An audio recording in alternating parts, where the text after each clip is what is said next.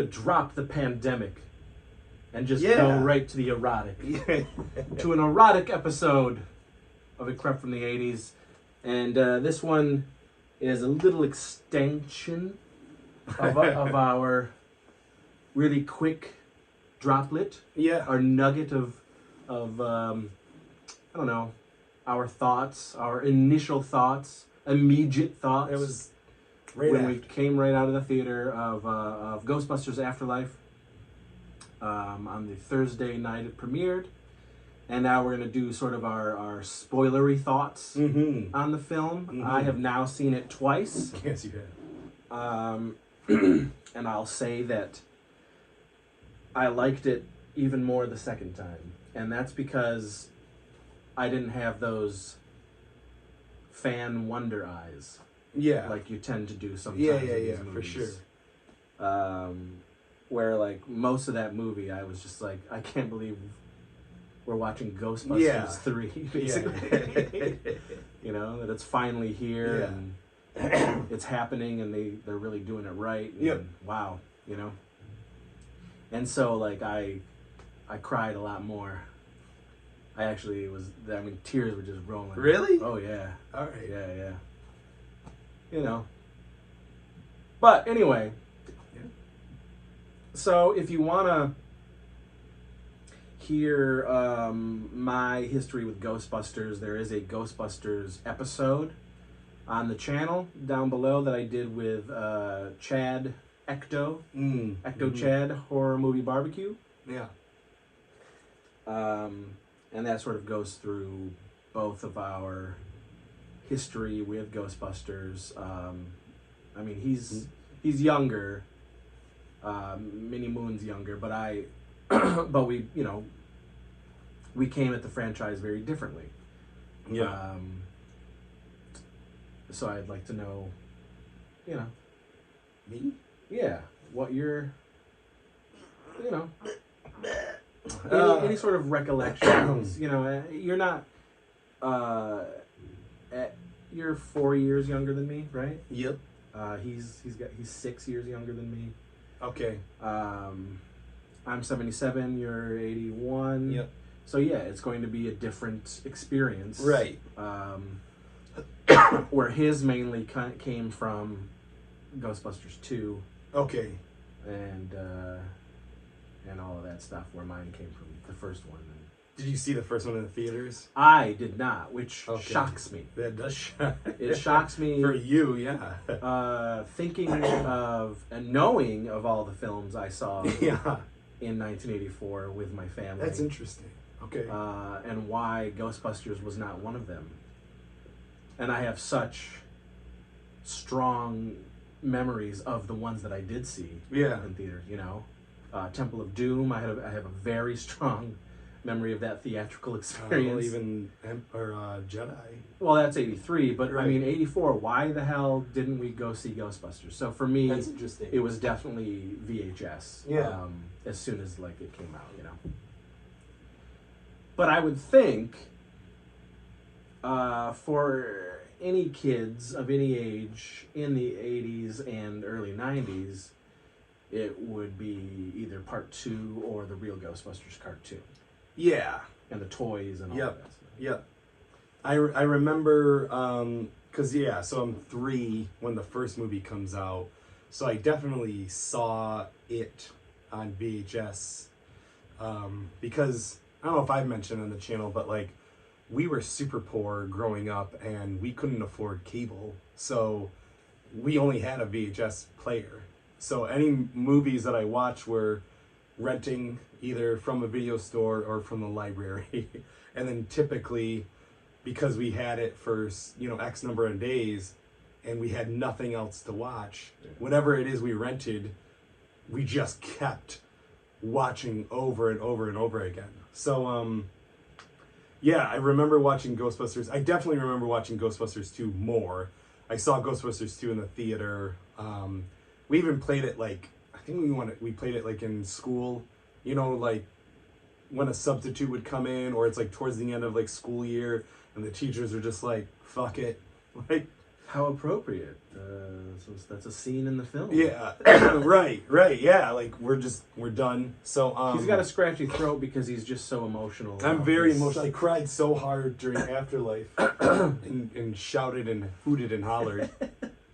I lost it. But yeah, you know, as a kid, I had all of the real Ghostbusters toys, or at least a lot of them, and I remember one time, like, my grandma rented the original Ghostbusters, you know, with the giant gorilla and everything like that. And I remember being like, no, Grandma, this is not a Ghostbuster. Like, what is this? I remember that. But yeah, like, I definitely was a Ghostbuster when I was a kid, like, fully all into it. And then,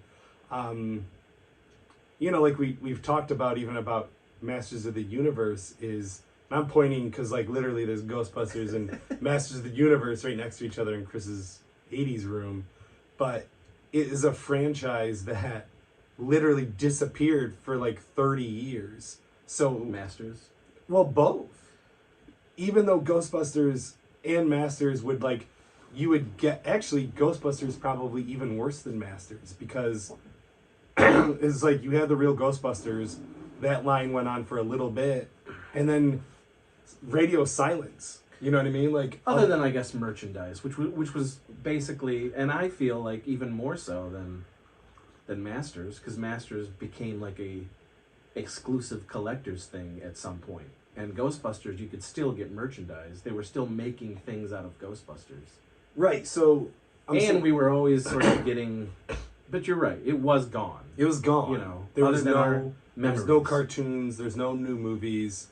Occasionally, a comic book would come out, which there's a really good Ghostbusters and Teenage Mutant Ninja Turtles comic by IDW, which is fantastic. But, like, just not a lot of things in pop culture. So for me, I always thought it was kind of strange that, like, people are such hardcore Ghostbusters people, like, dressing up, going to conventions, and they do it for good, you know, charity and helping kids out. And, like, it's a fantastic thing that they do it. But it was always kind of, like, strange to me because, like, not that I ever stopped loving Ghostbusters, but definitely not to the same intensity that I had as a kid, because I was just like, what's keeping me going as a Ghostbusters fan with no content, just merchandise? Yeah. So, well, it's just the love, really. Yeah, but I'm like, yes, I love it. Like, there's no new Legend stuff, but I still love Legend. But I'm just saying, like, you know, I didn't have that same feverish, like, oh my God, like, this is going to be, like, we talked about it right after Dune, and I said, this is my movie of the year until Spider-Man, and you were like, probably until Ghostbusters. Because you were like, this is it. Like, I know that I'm going to love it, I'm going to blah, blah, blah, blah, blah. And I was like, you know, yeah, I'm sure I'm going to like it. You know what I mean? Maybe I'll even, excuse me, maybe I'll even love it, but I don't have that feverish intensity like a Spider-Man. Yeah. So, anyway, that's my history. I've always loved it, but just not to the same, like every other people do. Yeah. And again, if you want to know my history, just watch that video. Watch it. It is thick. I have always loved the Ghostbusters. Yeah. So, and for years, we have heard rumblings of a part 3. Yeah.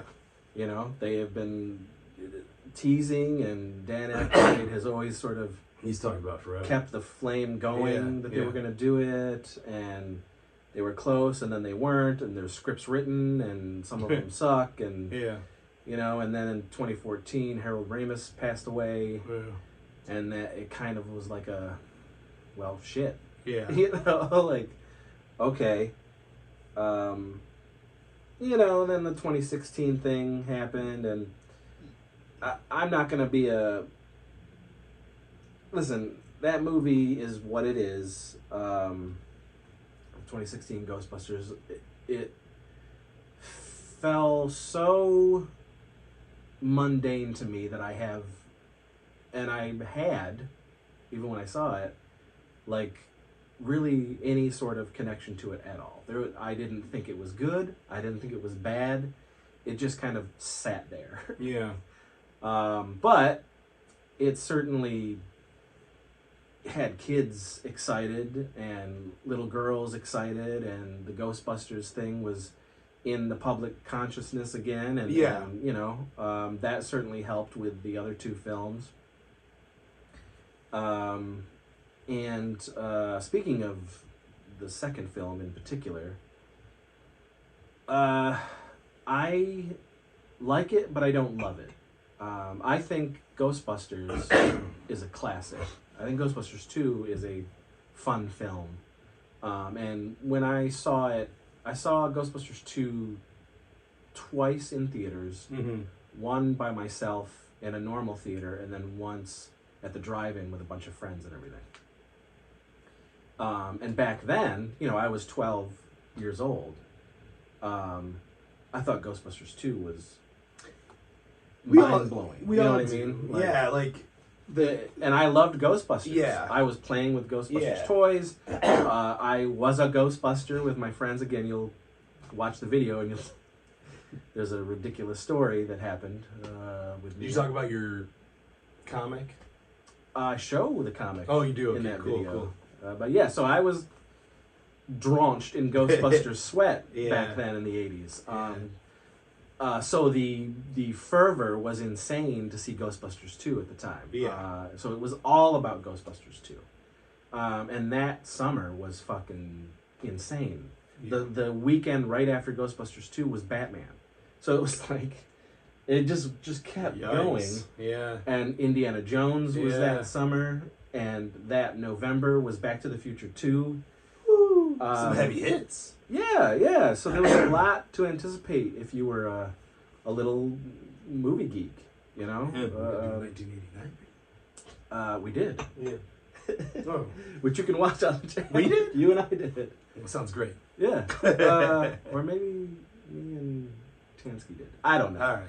But anyway, so, you know, Ghostbusters 2 was, wow, this is insane, and they did this, and of course the Bobby Brown music was all over the place, On Our Own, and We're Back, and all this stuff, and Run DMC redid the theme song. Yeah.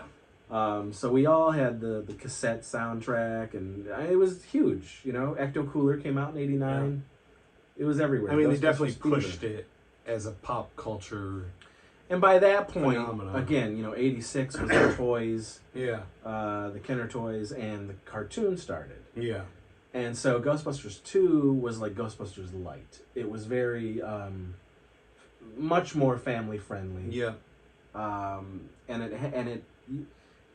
again, as a 12, 13-year-old, I didn't feel it as much then. I just felt like, this is Ghostbusters 2, and this is wild. Yeah. But as I got older and as I watched Ghostbusters 2, I was like, oh, okay, well, I don't like it nearly as much as I used to. Neither do I, yeah. And nearly as much as the first film. Yeah. Which I can watch any day of the week. It's not a bad movie. No, it's not bad. It's just, you know. The bar for Ghostbusters is people, very high. You know, they had a task, man. And I can see, you know, what it was 5 years later. You know, that they fucking made this movie. Yeah. It's no small feat.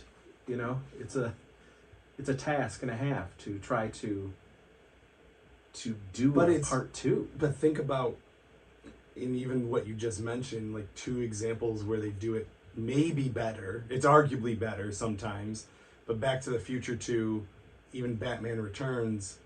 Not to say that the original, Batman Returns to me is better, and is better than 89, Batman. But I love 89. But I love 89, right. Back to the Future 2, if someone were to tell me that they like it better than Back to the Future, I would not argue with them. Now, while there's certain things about 1 that I like better than 2, I still think 2 is a perfect movie. A perfect movie. I think 1 is a perfect movie. 1 is a perfect movie. 2 is like, I don't know, just a smidge below it. So, like, it's not to say you couldn't do better. It's just that, like, I think they probably didn't expect it to be sequels as big. of the time. Yeah. they essentially just took the premise of the first film and then built on it to make it bigger right. and add more, but the beats were the same. Right. And even in sequels today, a lot of critics seem to forget that back then, I mean, that's kind of how it was. Like they just took the first movie and then just made it bigger. Yeah. Pretty much. So, I don't know. So, I mean, I guess back to the 2016, it was an odd thing. It was an odd choice for them to do, Sony. I get it 50-50. It's like the good part of it was that, well, okay, they just wanted to keep the franchise alive and do something new with the franchise. But I don't understand the root of remaking it, because that's what it is. It's a remake. It's not a reboot. It is a remake. It's a whole new kind of thing, where they could have just done a continuation, which is, and this was the way to do it, and this is the way that everybody said that they could do it. Even Dan Aykroyd and Ernie Hudson and even Harold Ramis before he died. All of these people said that the way you do it is to pass on to new Ghostbusters. Mm-hmm. But, it's established in the world of the first two movies. Mm-hmm. It's so simple. I don't understand why. Well, honestly, I think something in the editing and reshoots changed it. Because that very first trailer for 2016, you see that Ghostbusters symbol. But I think they did that on purpose. I think they did that on purpose just to get people in seats. And maybe they did. And fuck the consequences. Maybe they did, but they knew what they were doing the whole time. Yeah. They knew they weren't making a continuation. But the best way to get people into seats is to say 30 years ago, there was blah blah blah. Well, honestly, if they would have kept it in the world of the Ghostbusters, and we'll talk about it more when we talk about it. It would have sat a little better, I guess. It would have sat better. But the problem is, it's still, I don't know, did you see it? Of course. Okay, see, it's not funny. No, the only part that I laughed at is Chris Hemsworth. He was funny in that movie. I remember being like, that guy's funny. This is before Thor Ragnarok. I thought the best part of the movie was Kate McKinnon. I love Kate McKinnon, but she was so bizarre in the film. Yeah, but she can be bizarre in SNL, so she didn't even do anything like outside of her wheelhouse. And there's one scene that I like kind of smiled at, just because it's the type of shit that I enjoy because it's so stupid. But there's a random like Kristen Wiig dance that she just does, and it's just out of nowhere, and it's just happening, and it's because it's an absurd like sight thing, right? And I like that, but the movie didn't sit at all with me really. No, after it was over, I was like, okay. Cool, but River enjoyed it because he was like he didn't care. Yeah. He had seen the other two Ghostbusters. Yeah. He loves Ghostbusters 1. Right. This was just more Ghostbusters to him, especially at that time. So he was like, this was insane, Yeah. Well, I mean, it definitely looked cool. Yeah, and if you saw it in 3D... that's what I mean. Like, it's a good-looking movie. The proton streams were coming out of the screen and everything, and that was neat and stuff like that. But it doesn't even register anywhere close to even Ghostbusters 2. Because at least that's entertaining. Mm-hmm. Where this was just flat. It just was flat. And all those creative people in the movie, it wasn't funny. It was a really dead script. I hated the dumb cameos of the original actors. That actually made me kind of angry. It did. I was like, why would you do this? I just don't understand. Them. Yeah, why couldn't you just make them Ghostbusters? Do the original and just anyway. Enough about Ghostbusters 2016. Yeah. Heed the call or whatever the fuck it's called. Answer the call or something like that. There was rumblings you know, actually, not long ago, because it was a secret. It came out of nowhere. I remember that Jason Reitman was going to direct Ghostbusters, and that he had been working on it in secret for a while. The announcement came the same day as the teaser. Oh, really? That, hey, there's a Ghostbuster. Oh, that's cool. And Jason Reitman has been working on it. And it was the one with we saw the car in the...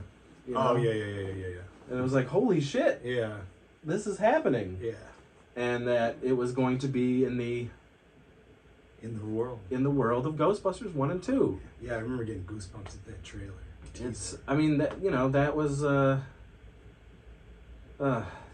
good times. Mm-hmm. You know, and that was like, Jesus, 2.5 years ago or some shit. And, you know, we were supposed to get it last year. Pandemic happened. Yeah, I guess it would have probably been 2.5 years ago then. Yeah, it was. It was a while ago. Yeah. McKenna Grace even talked about, man, they've been sitting on this movie for so long. You know, she was almost 13 when she did the movie, kid, yeah. but she's 15 now, going on 16. So right. They've been sitting on it, yeah. You know?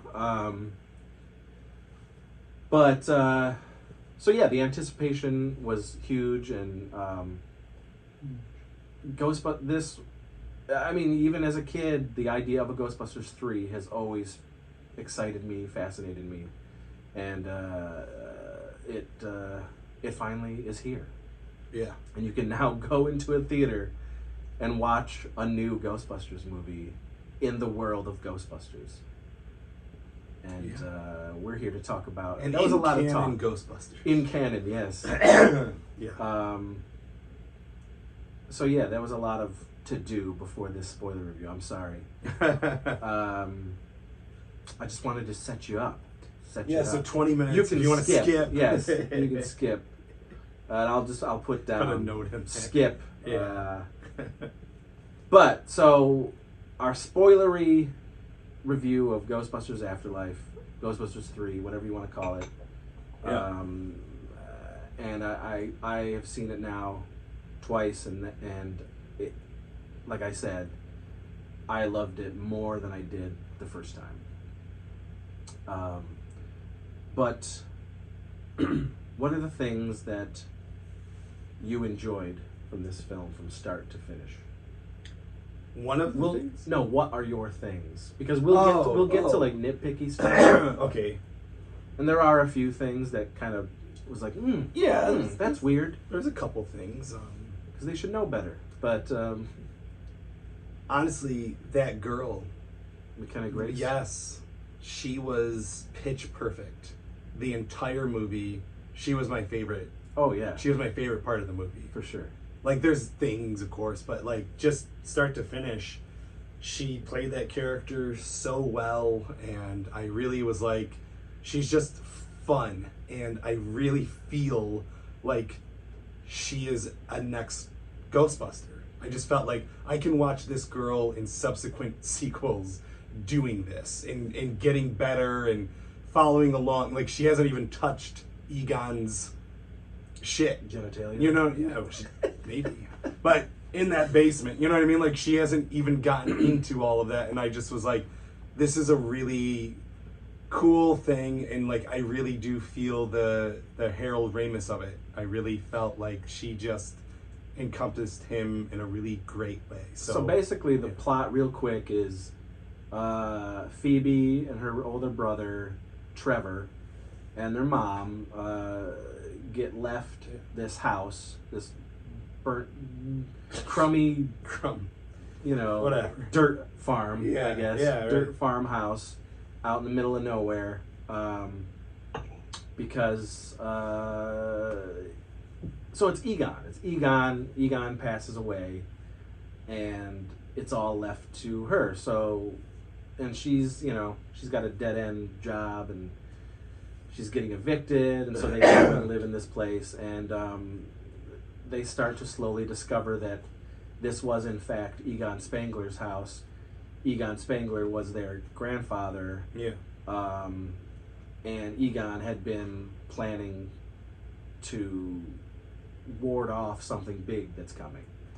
And then the adventure sort of begins when they get to the house, and Phoebe starts discovering that, holy shit, there's a whole world that I never even knew existed and that I am a part of. Well, she knew that that's the thing.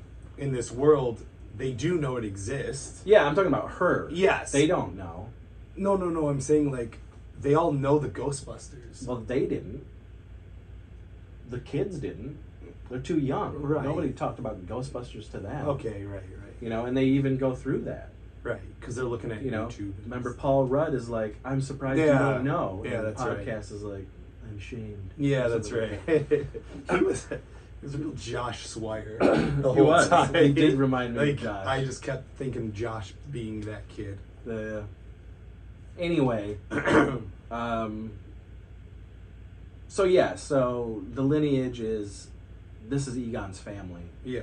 And we find out later that Egon did what he did. Like, he left the Ghostbusters. He became like a recluse because nobody believed him that, you know, a second coming was happening, and he moved out to sort of prepare for it, and knew that this area was a bad juju area, and he sets a giant trap, all this stuff. Basically, Gozer's coming back, and Ivo Shandor from the original film and the video game and the lore of Ghostbusters is also a big part of this, and the Shandor mines are in this little town where Egon lived, that they all moved to later. And that steel that was being made in the mines made the building in the original Ghostbusters where Gozer first shows up. And they mention that in the movie, that Ivo Shandor is in Ghostbusters. Yeah. All that stuff. I loved all of that. It was very smart, you know, I saw some people saying that, well, you know, they didn't need to go with Gozer again.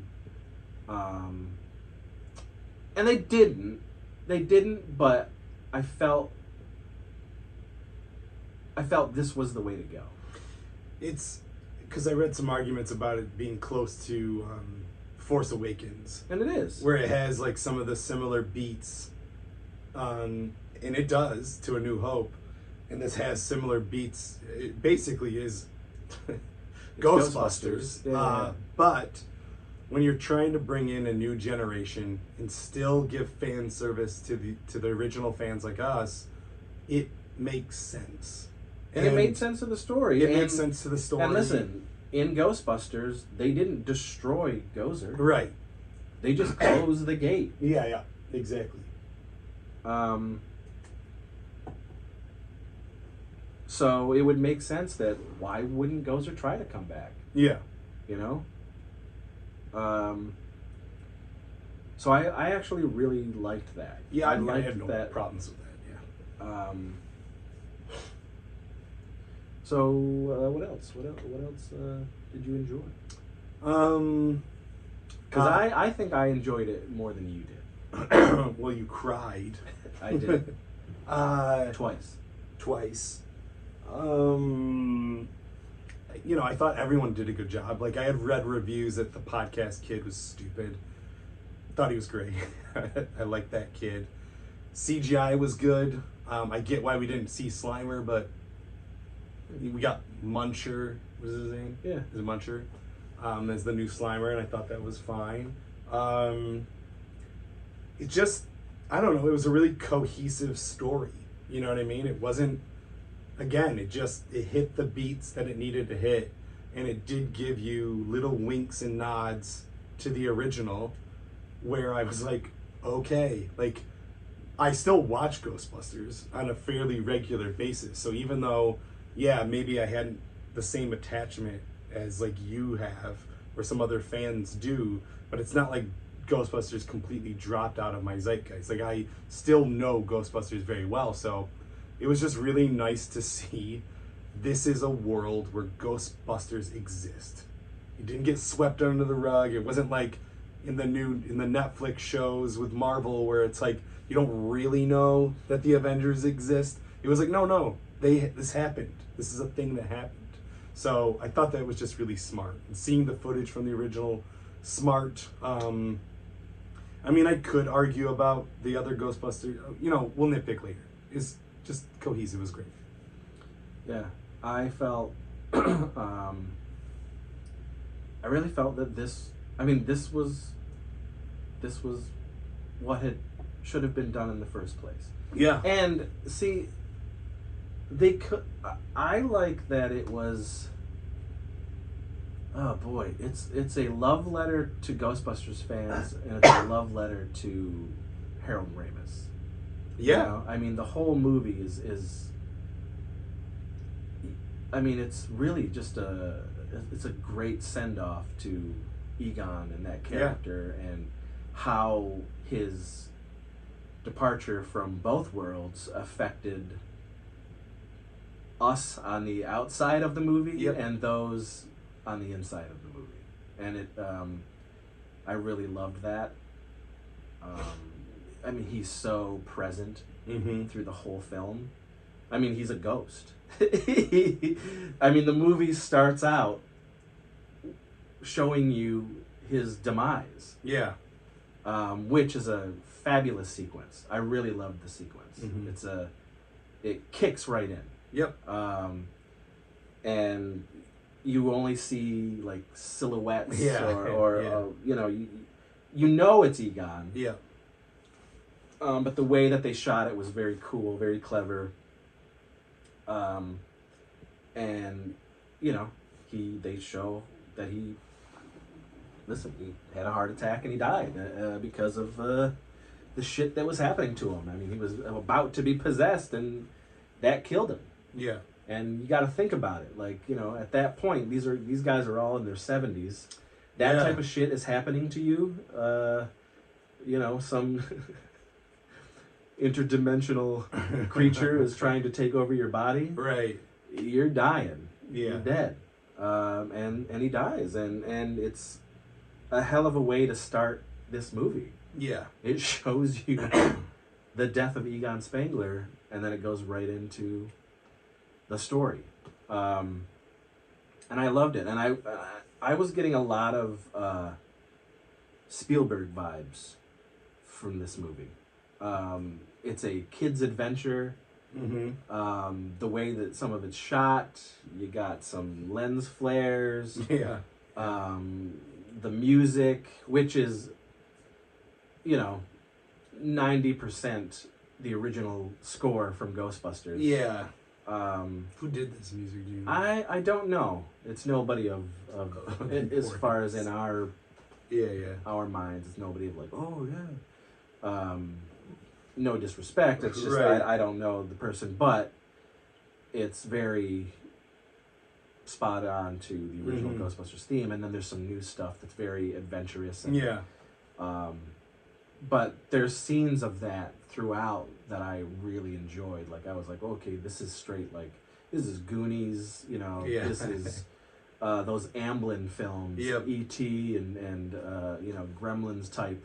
I mean, there's the Gremlins homage is all, I mean, it's the little Stay Puft Marshmallow Man who are causing mischief and all of that. I don't know, man. I was smiling through the whole friggin' movie. Oh, for sure. For me, it didn't drag, like some people out there are saying, because it was telling a story. No, I mean, like, where would it drag? I don't even know where it dragged. I don't know, because it's the momentum is there. Yeah, I never felt You're just telling a story. You're just taking those beats to tell that story. Yeah. It's not nonstop action throughout. Yeah. There is a mystery that's unfolding in the film, and you're just going along with it. And I was enjoying it. I liked it. I liked all the characters. Like there was people were like, oh, the forced romance, and I was like, I don't feel that it was forced. It's just one, especially with Trevor, Finn Wolfhard's character. It's like, what are you doing? You're going to this no shit town, and you see this girl. You're like, oh, yeah. You're gonna try to skis. You're gonna try to get a relationship with her. That was a forced romance? No, and I guess Paul Rudd, who is the substitute summer teacher, who was great. I liked it because it didn't go full romance. No. It was like an awkward, like we're trying to have a relationship. Yeah. It worked for me. It totally worked for me. They didn't end up together. Right. It wasn't like a... Some movies do that. You know, some movies are like, oh, we're meant to be. No, it was very awkward, and they were both funny with each other. And the rapport was good. Him with the kids was great. His relationship with Phoebe is great. Yeah. Because he is a like-minded scientist and geek, and he saw something very special in her, and I liked all of that. I think all of that was great. And I, for one, really loved how they all had something to do with the story. Every one of those characters did. You know? All the kids I don't know about the girl, the other girl. She did, though. She helped them. Yeah. She helped them put this all together. She was integral to their plan. She was. You know? And it worked for me. I guess I'm saying, like, as far as characters go, I know her the least amount. Well, yeah. That's all. You don't, you know, they tried to do a little of it where you find out that she's the daughter of the chief of police. Bokeem Woodbine, who's straight jacking, saving that mad cream. Yeah.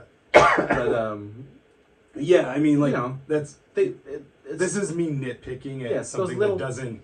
It's a 2-hour movie that doesn't have to do with those characters, really. The central of the movie is not those characters. Yeah. But I felt they peppered it in nicely. Yeah. They gave you just enough to know that, okay, this is why this person is here, this is why this person is here. Correct. And it all worked for me. And in the end, those 4 kids all helped each other. For sure. Defeat. Yeah.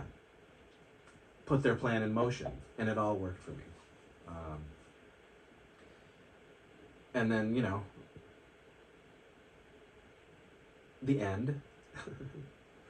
The last, like, you know, 25 minutes of the movie is, like, nonstop. There's some shit going down, and Vigo, I'm not Vigo, but Gozer does come back.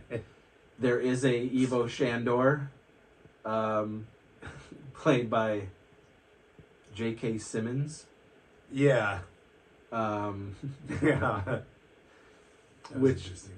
Yeah, it was cool that they actually, like, you know, in the game, I know that Evo is a huge, you know, creature deity type thing that ends up being the big foil in the Ghostbusters game.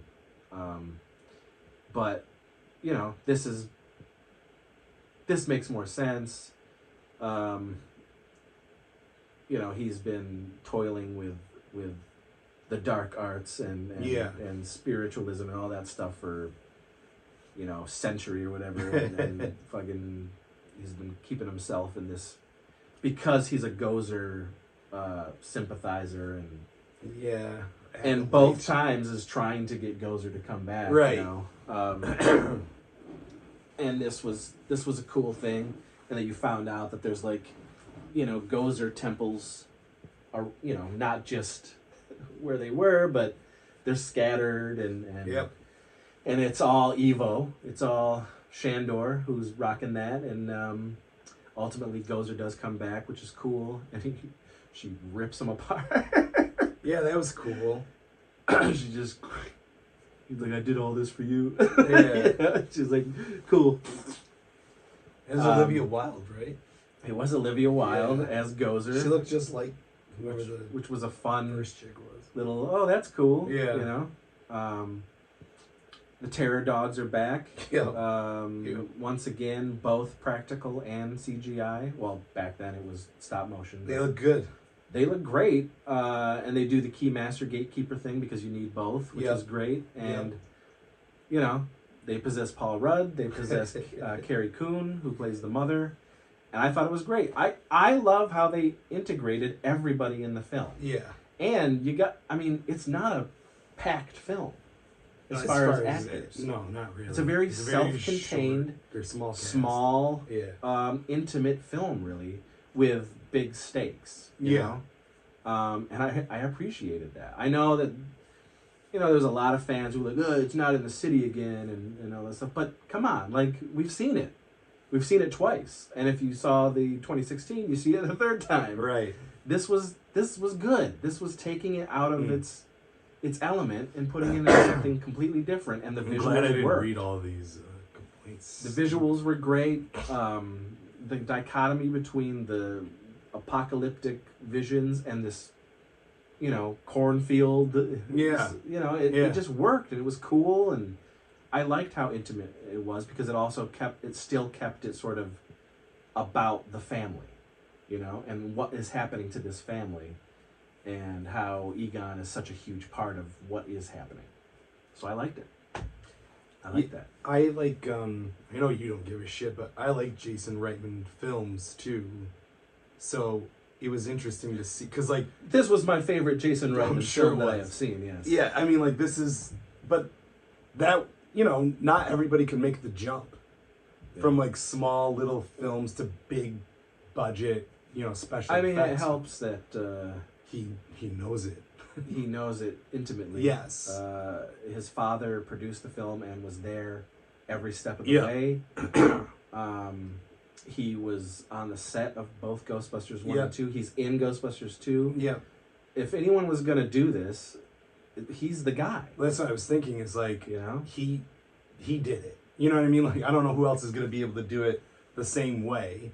And to your point of it being more intimate, I mean, like, that's his movies. Yeah. He just added more he added special effects, which he doesn't ever do. Yeah. So, it was good. So, at the end of the movie, when they're Gozers, they have their plan together, and they're bringing Gozer to their house where Egon has set up the trap, and they're going to try to implement Egon's original plan to take Gozer and eliminate the situation. And then, of course, shit goes sideways, and they all seems lost. All seems... What are they going to do? Like, who are they going to call? Who are they going to call? And then when, Gozer's about to lay waste, we hear Peter say, "Hey, flat top, did you miss us?" And then the OGs show up. Yeah. And there was Winston, Peter, and Ray in their suits, looking old and frumpy. But ready to fight, ready to be there to take down Gozer once again. What did you feel? What was your initial thought when you? Did you know? I mean, you knew it was coming. Of course, we know. I mean, there's toys. I had the toys. Yeah, like I had not watched any previews since the very first long trailer. Yeah, me too. Like a year ago or whenever. A year and a half ago, probably. Well, let's make a quick note first before we talk about this part, because Dan Aykroyd does show up earlier in the film. Yeah, he does. He does his phone call. He's at Ray's Occult's book, which is from Ghostbusters the only 2. homage, really, to Ghostbusters 2. Yeah. And he answers the phone. Phoebe is in jail, and that's her one phone call, which is funny. Yeah. And basically, it's a little silly, but it's a big exposition. It is. It is. Ray is basically telling you, the audience, us, what happened after Ghostbusters. Mm-hmm. And you also do see Janine in the earlier in the film. Yeah. And there's more Janine stuff that was cut. There's actually a few things that were cut, and I'm hoping that it gets like a bigger release when it comes out on 4K. We'll see. Because there's stuff in the trailers that are not, it's not in the movie. Oh, really? Yeah, and I haven't even watched any of these. Well, you could tell that there's more with Janine. I mean, there is more. She says things. They show more things. Yeah. It's interesting that they cut that scene. But, so the scene, and this is actually one of my nitpicks, but so the scene goes to Ray, Mm-hmm. and she's like, yo, this shit is happening. This is who I am. I know who you are. Yeah. There's something strange in the neighborhood is going on, and he's just like, that sucks. It sucks for you. Yeah. He doesn't quite believe her, I guess, or he doesn't really know how to handle it. But she's asking all these questions, and he is just straight up answering it, no problem.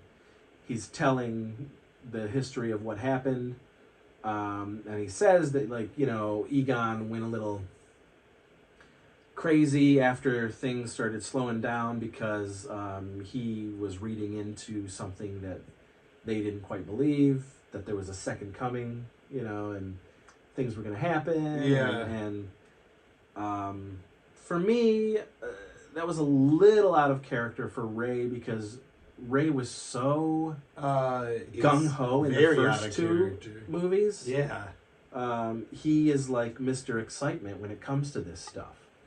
And all the shit that they had been through, you would think that Ray would be the first one to say a word. Peter's the only one who really would have been like, you're crazy, but I'll still go along with it. Yeah. Yeah, like when he was like, he can go to hell. And I was like, why would you say that? No, I liked that because we didn't know it yet. We didn't know what he was about to say. Because we could have got something where this went down. Yeah. And this is why he's pissed. Right, but I'm saying, like, as a reflection back to that, well, why did you... Yeah, then Yeah. And then it's like, that's a little harsh. Mm-hmm. Like, when you were out of character. Right, well, then also them coming at the end, it was like, didn't you just tell her to go to hell? Like, do you really... Well, no, I mean, you saw once he hung up and she was like... Yeah, he was like... I'm his granddaughter. Yeah. And then they hang up. Right. And he's like, oh shit. And he's looking. You can tell that, like, maybe Yeah. there's something to this. And so that leads to the end. Yeah. Where clearly Ray gathered the others and said, we should probably go check this out. Right. And there they were. So what were your thoughts on seeing them back? It just felt really cool. You know what I mean? Like, it definitely felt like awesome. And I don't have any complaints about the length that they're in it. Me either. I thought it was fine. I thought, like, I can't really think of where they would have shown up earlier, and the way that they showed up seemed pretty organic. They spoke the way that they do in the other movies, like they were in character. Definitely. Yeah, so, I thought, okay. And then, I mean, you're going to talk, okay, yes, to answer your question then. Yeah, I also thought it was awesome. That's where I started really to get tingles. Yeah, for sure. Big smiles. Yeah. And like, I definitely was paying attention to how they were talking. Yes. Yeah. Because I was like, okay, is this going to be how they were? Is this going to be written how they were? Yep. And sure enough, it was. Yep. Ray being Ray, and he has his speech, Yep. which was classic. I mean, Winston was just cool. Winston was just laid back. Yeah. Winston is just Winston. Yep. But I love how they incorporated Winston in this, and it to me it was like he's getting his just desserts. You know what I mean? Yep. They're giving Winston something. Yeah, and that's felt great. Yeah, definitely felt good. But Peter was Peter. Peter's better. Yeah. That was Venkman. Yep. And I will say this though. For years, Ghostbusters fans and fans of the franchise, we've always wanted to see Ghostbusters 3. And, maybe if they had done it in, say, 1993 or 94, it would have been different. And I'm part of the problem. But once you hit the 2000s, and we've been going along, and we've wanted this Ghostbusters 3, there's always been that thing in your mind, or somebody countering you. Do you really want to see all these fucking old dudes running around busting ghosts? And that definitely, went through my mind when I was watching this. I was like, you know what? This is probably the perfect amount that I would want to see this. Because they are old dudes. They're all old dudes. And I don't want to see these guys trying to run around busting ghosts. I don't. This was the perfect little nugget. This was like, man, like they came out to help, and this was sort of like the closure that I needed on this. It was the perfect amount. Going forward, clearly, you ain't gonna get the Ghostbusters going out to do this. You're gonna get new Ghostbusters going out to do this, especially because of the second end credit sequence where you can tell that, okay, something's gonna start up again, but it ain't gonna be Dan Aykroyd. It's not gonna be Bill Murray. It's, you know what I mean? Well, they did their thing. I mean, so if we're gonna talk about that now, like my speculation would be either Winston by himself, probably Dan Aykroyd as well, maybe. They have to give them some sort of training. And maybe those old guys aren't going out. But I mean, I don't think you're gonna. This was the last time you were seeing them bust ghosts. I don't really believe that. But I think they're gonna train them. I think so. Maybe. I don't know if you'll see that, but I think you'll see, the franchise going forward as, okay, it is open now, and we have these trainees, and... I mean, you're in New York City again. You're in the firehouse. They are kids. Well, now, but it leaves it open so that there's new hiring going on, Right. Do we see these kids doing it again? I hope we do. I hope the kids are a part of it. But I think we're going to see new recruits. I think we're going to see that they try to... Like a continuation of the Ghost Corps, which is a great thing, too, that they did. Well, it's what they talked about in the first movie. Peter wanted to franchise Ghostbusters. That was so neat to see that. Though. So I think that, this is a great opportunity now to open up branches around the world. Which would make sense. As Ghostbusters, and Winston is the head of it. And I love that. That would be perfect. Absolutely perfect. So while I loved seeing this, it was also very apparent that this is all I needed of the originals, doing what they do and lending a hand and being there. Because, I mean, they're old. But do you want to see Indiana Jones punch? I don't know. I don't even know what the hell he's going to punch in the new movie. I think that might be different, though, because... He's old. He is, but Ford has always taken care of himself. Whereas these guys have not. Ernie Hudson looks okay. Well, Ernie Hudson looks 40. Yeah. And he's 75. And I met him. And I was like, okay, dude. Yeah, he looks great. But, I don't know. For me, I just couldn't. I was like, I'm glad they're not I'm glad we didn't get a whole movie of these guys trying to do But this. I could see these guys back at the firehouse. I could see Janine there. Oh, definitely. I could see them I just mean busting, back physically in battle. busting. No, a whole movie of these guys, and it's Ghostbusters. Yeah, no. I'm saying I just want to see yeah, you're right. In the '90s, fine. You're still in your 40s or whatever. Well, 50s even, but still, they could have pulled it off, and it would have been funny. It would have been fine. Funny to see oh man, we're getting too old for this shit type of thing. Yeah. But now, and they make a slight mention of it that I forgot how much this hurts. This hurts, yeah.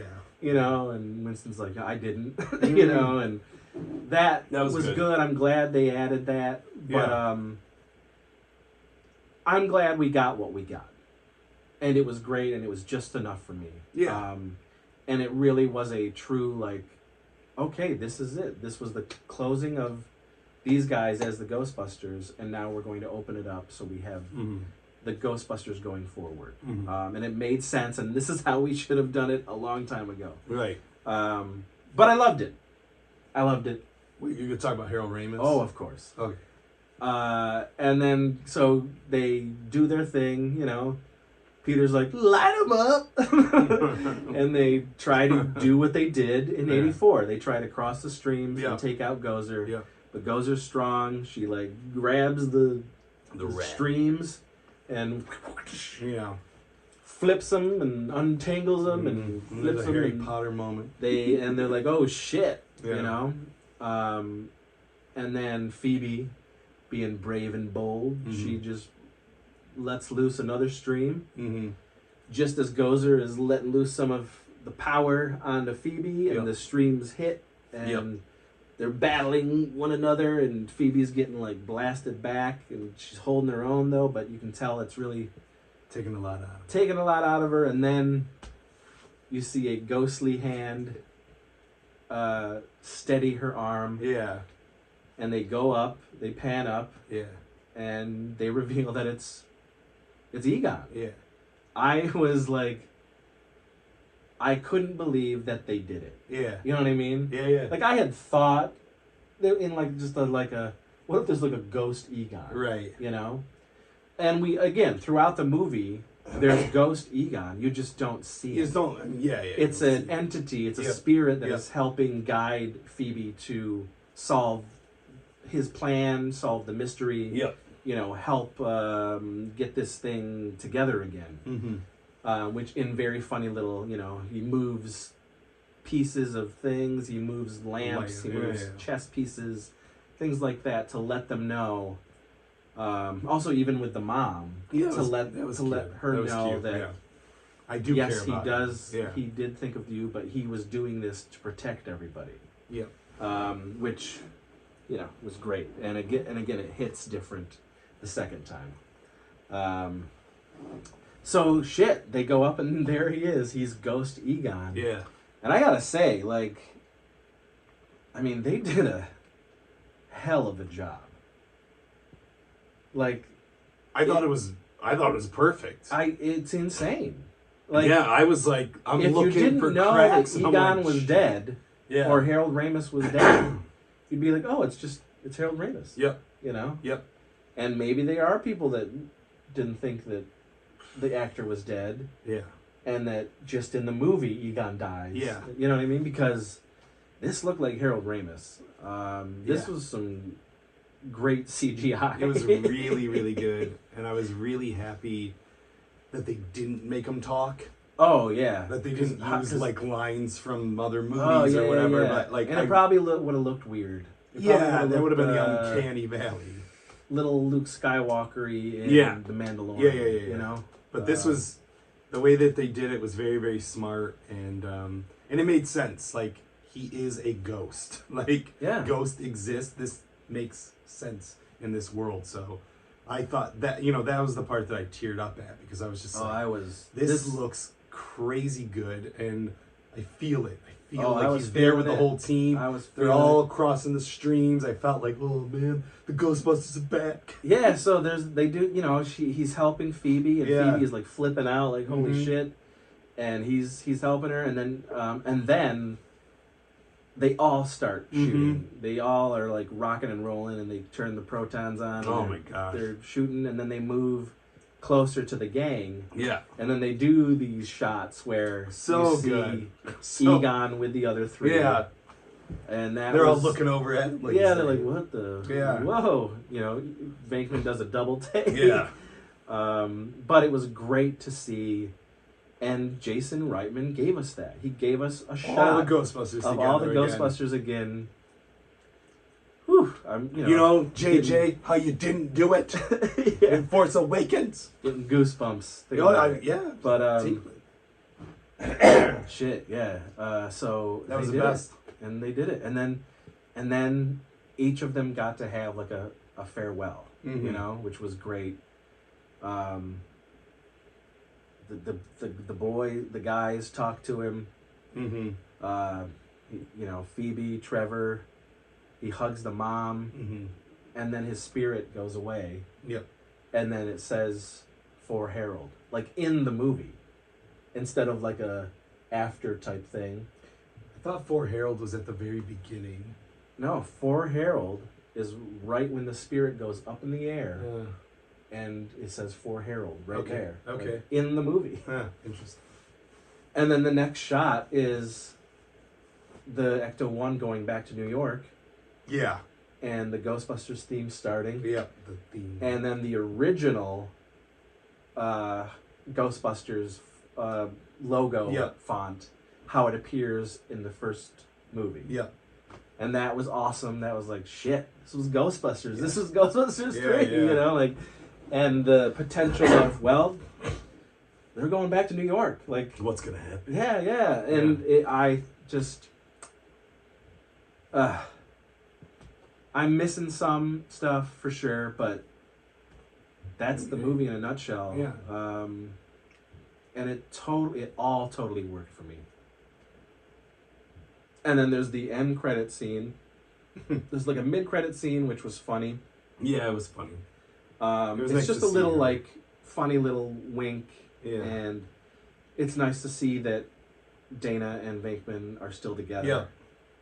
Yeah. And it calls back Peter's experiment in the first Ghostbusters, where he's totally fucking messing with the dude and shocking him, but the girl is getting everything right when the dude was getting shit right. Yeah. Everything it's total Venkman. It's and now it's Dana doing it to him, and it's a funny exchange, and it's great to see them together again. It was good, and it felt natural. It felt like natural. The Ghostbusters. It was great. It wasn't forced. And then they do the final end credit sequence where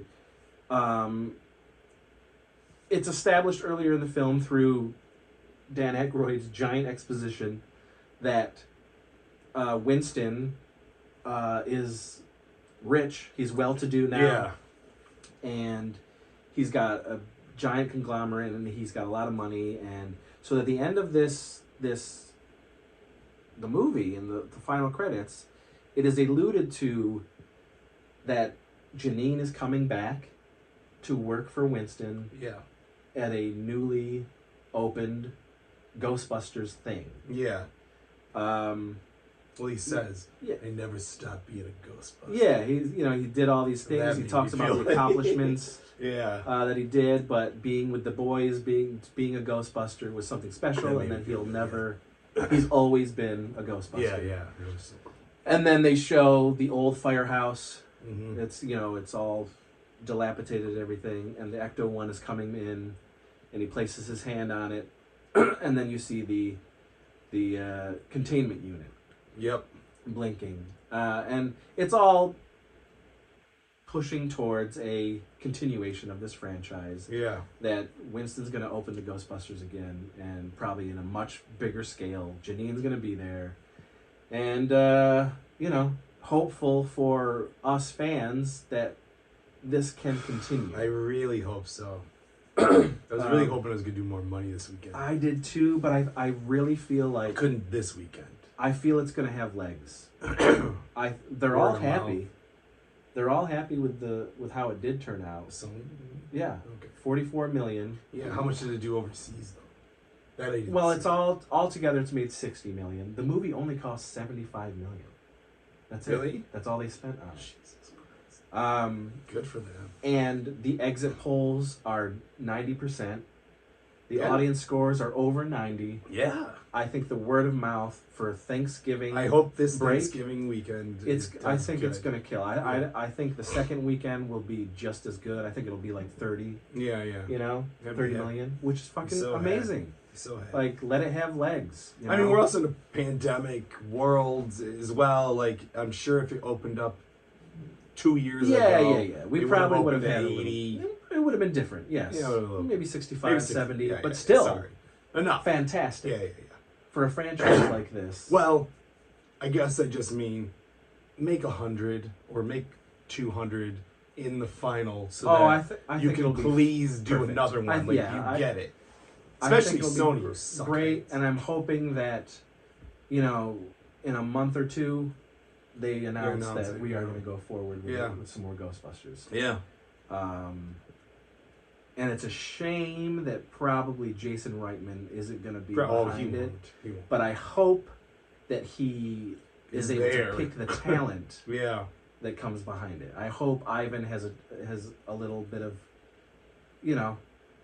pull that can Remember there was going to be how about these people? Ghostbusters and remember all those crossover ideas? It was 21 Jump Street. Well, that was with and Men in Black. But they were all going to be a Sony-verse Don't do thing. that. Don't do that. Yeah.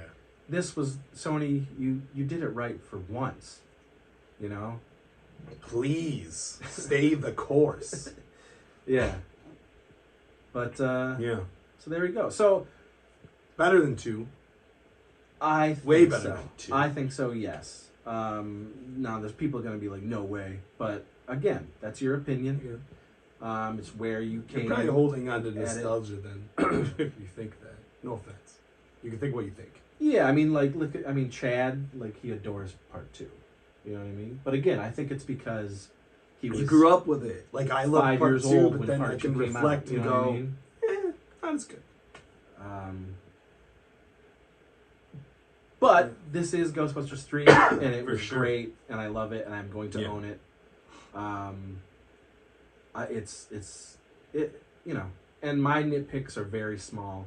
There is some things that could have, again, I think there's things that are just edited out, and it's cut to be a streamlined thing. Yeah. But I think there were more things that kind of fleshed things out more.